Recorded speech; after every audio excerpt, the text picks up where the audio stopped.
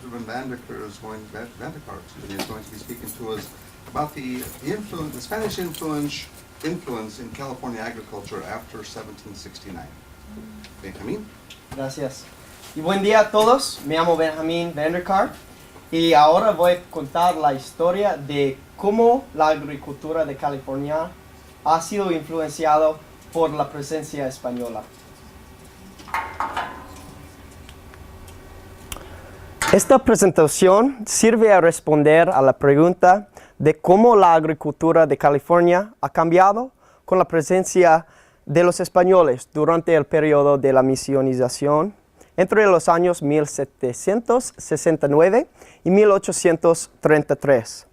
Para entender más completamente esta influencia, esta presentación se divide en tres secciones: la agricultura californiana antes de la influencia española, el periodo de misionización y el reino español, y también la herencia española después del periodo de misionización. Las secciones en la presentación incluyen una explicación de la significación del estudio, cómo era la vida indígena antes del año 1769, un mapa de las tribus en California antes de la influencia española, el periodo de misionización, frutas y verduras en las misiones, también los animales en las misiones, riego en las misiones, otro mapa que muestra cómo eran las misiones, el legado español después del año 1833, la conclusión y mis referencias. Pues hoy en día, California tiene una de las economías de la agricultura más grande mundial, pero hace unos pocos cientos de años, la agricultura solo se practicaba en una escala muy pequeña aquí en California. Entonces, estoy curioso cuáles factores han traído a la agricultura a estar tan importante en la cultura de California y cuál era el papel de España en esta. Entonces elegí esta pregunta y el tópico porque combina unos elementos que me interesan. Primero, mi familia tiene una huerta de aguacates, limones y chirimoyas en el sur de California, entonces por eso me interesa mucho la agricultura. También he tomado una clase sobre las indígenas de California y tengo una apreciación para ellos y su historia. También en este salón y aquí en la escuela de CSUMB he aprendido mucho sobre la cultura de España y tengo un interés especialmente en su reino de California y la construcción de las misiones. Bueno, entonces la mayoría de las indígenas de California no practicaban ninguna forma de agricultura. Tenían todos los recursos necesarios a vivir bastante cerca en el ambiente natural. En vez de cultivar y practicar agricultura como la conocemos hoy en día, las indígenas practicaban una estrategia de mantener y cuidar a las especies naturales. Para los recursos no disponibles, ellos comerciaban con otras tribus indígenas de las regiones cercanas. Ellos colectaban alimentos y cazaban los animales que eran disponibles. Gracias a las tantas huertas de robles que existen en muchas regiones de California, bellotas era uno de los alimentos más disponible y seguro para las indígenas californianas. También con los ríos y el océano Pacífico, peces y otros mariscos eran muy importantes en la comida indígena. El mapa aquí muestra California antes del periodo de misionización, antes de la influencia española.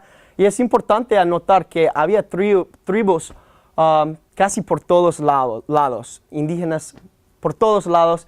Y otra cosa importante a notar aquí en el mapa es que casi ninguno de las tribus en California, menos los más al interior, como estas, no practicaban ninguna forma de agricultura. Es algo muy interesante. el periodo de la misionización. España ya tenía mucha influencia y control en México y otros países central y suramericanos, pero todavía quería expandir. La decisión a entrar lo que se llamó Alta California, que ahora se llama simplemente California, llegó por varias razones.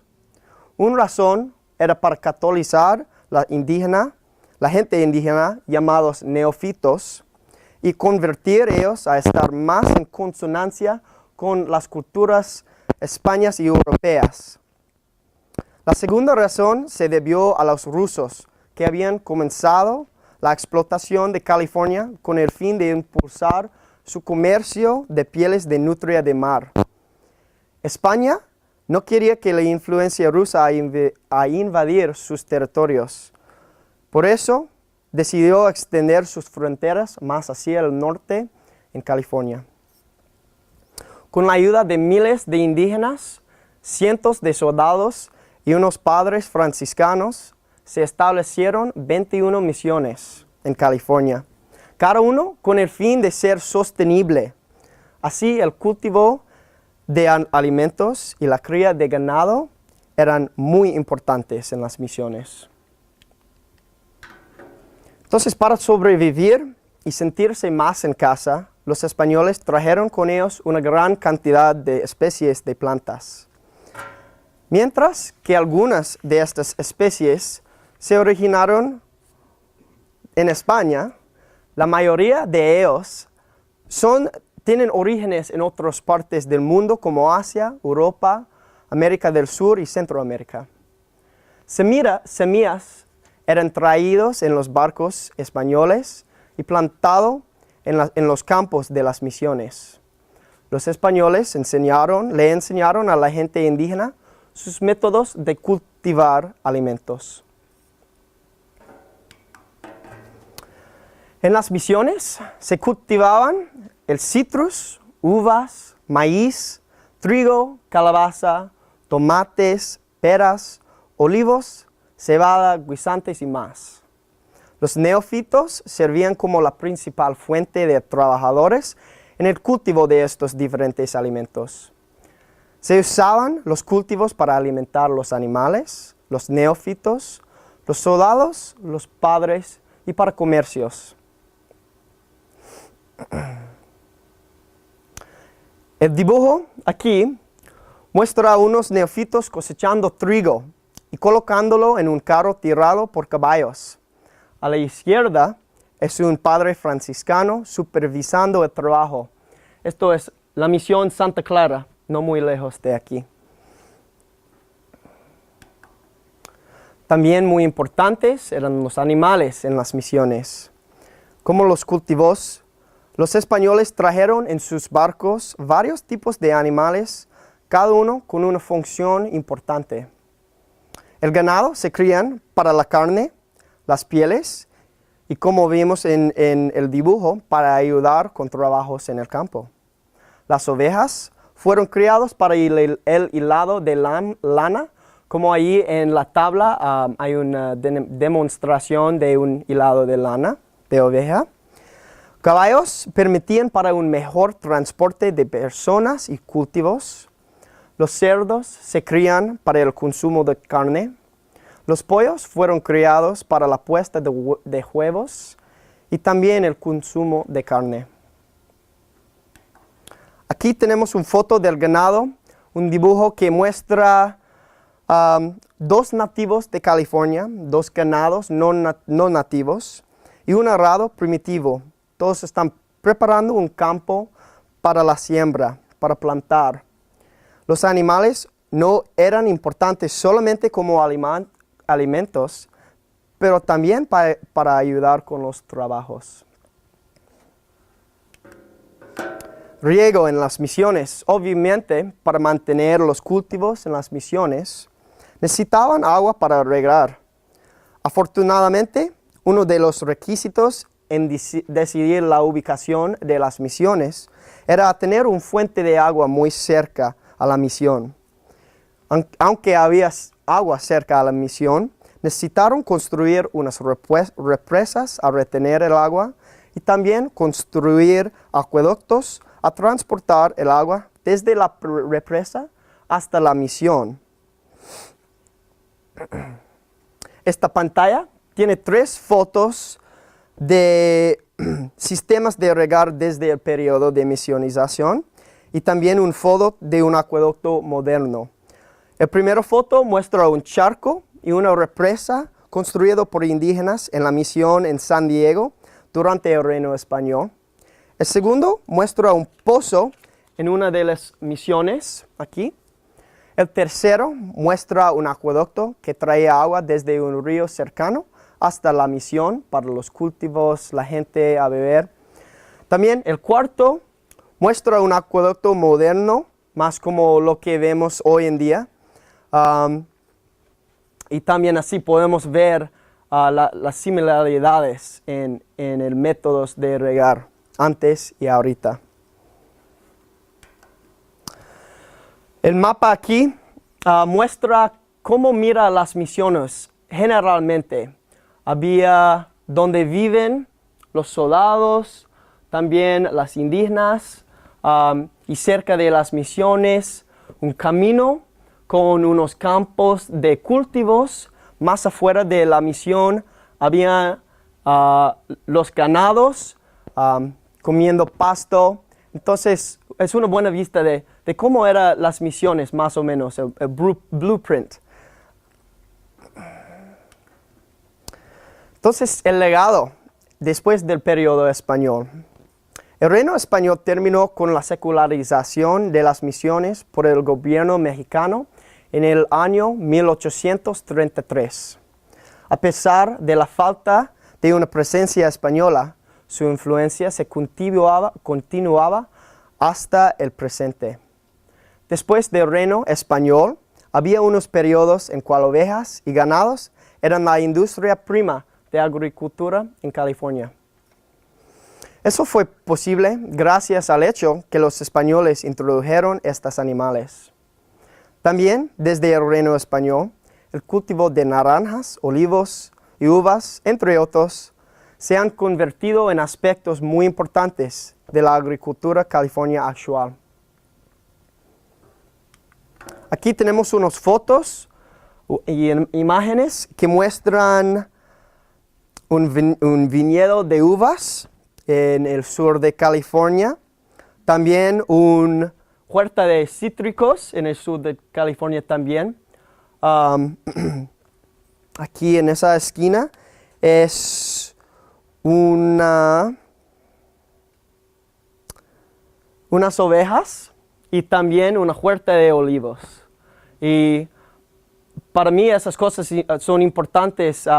En casa tenemos una huerta de limones y esta presentación me hace pensar y preguntar si tuviéramos estos limones sin la presencia española.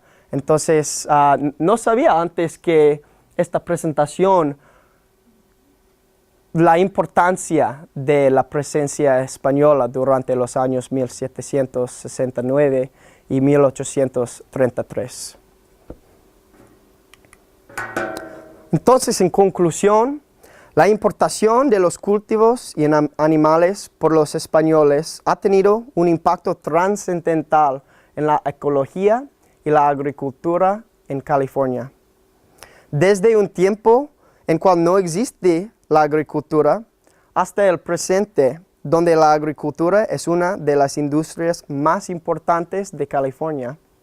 La influencia española y los cambios producidos durante el periodo de la misionización todavía se puede sentir y ver hoy en día. Y creo que es todo. Aquí son mis referencias y ahorita me gustaría invitar unas preguntas o comentarios de la audiencia. Iván? Do you think that,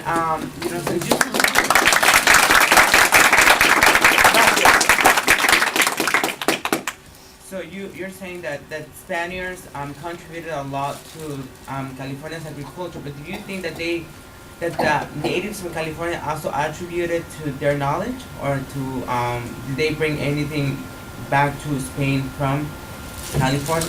Yes, absolutely. So not only did Spain bring a number of questions, so I'll repeat the question first, my apologies. The question was, as this presentation demonstrated, Spain played quite a role in introducing certain fruits, vegetables here to California.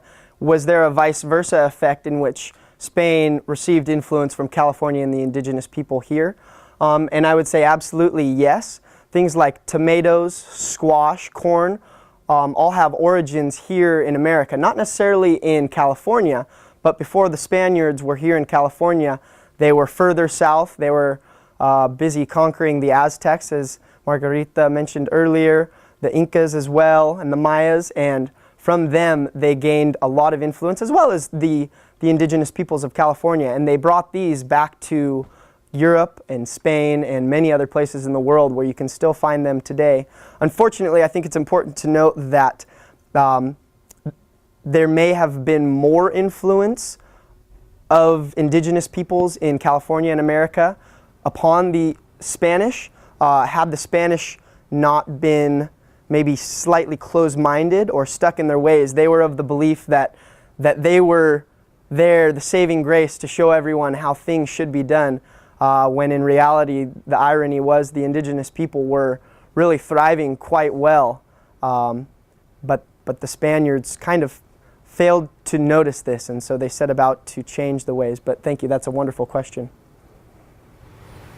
Over there, the man in the blue. My generation is hoping that your generation can solve some of the problems that we have created and perpetuated. A recent study says 1 in 5 Americans' children are hungry, don't know where their next meal is coming from. And yet broccoli farmers plowed into the ground the broccoli. They couldn't get workers for it. You showed water.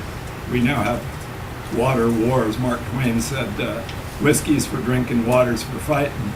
And I'm wondering, we seem less organized than the Native Americans, than the Native Californians, or the Spaniards at managing agriculture. I wonder what plans you might have to improve things. Well, good question, and a big question. Part of me feels like it wouldn't hurt to regress a little bit back towards the ways of the indigenous peoples, focus on more trade and community-based local food sourcing. And so, sure, to answer your question, this summer I actually do plan to go home, so long as you let me move back in with you, and work on the family ranches where currently we are utilizing more of the Spanish method of more commercial agriculture. But I would love to see kind of getting back to the roots of hunting and gathering, but also, I think it's interesting to note that the idea that the Spanish had with these missions was a really great idea. They wanted to form these communities that were self-sustaining with their own agriculture and crops and water sources. Today that sounds like a great thing. The thing is, they went about it in the wrong way. They were pushing their beliefs and their ideas and their mannerisms on a culture that was really doing better without it. And so that's a great question, and I do hope to work on some of these things. Thank you. Back there in the corner, Donaldo. You showed, you spoke to the contemporary method of watering the water coming out of the mountains. The gentleman who created that, was it 1950s, 1930s, I can't recall, started the process of bringing the mass water from the mountains. Did he in any way, was he in any way influenced by the Spanish watering system? Absolutely. The Spanish watering system, the Roman watering system, they're all very similar. As the picture earlier, go back to it real quick. This current modern day aqueduct looks very similar to this one designed by the Spaniards but built by the indigenous native peoples here in California. Needless to say, this one's much larger. It's traveling much further. but there certainly was influence, and I thank you for having me point that out and re-emphasize that much of our current irrigation system is just modeled after and progressed from the irrigation system used back then in the 17 and 1800s. So that's pretty impressive. Thank you for that question. Any other questions or comments? Criticisms even? ¿Qué toma usted para el desayuno? Hoy? Buena pregunta. ¿Cómo se dice bagels? I had some bagels over there. They were delicious. It looks like there's a couple more in case you're hungry. Anyway, thank you all very much.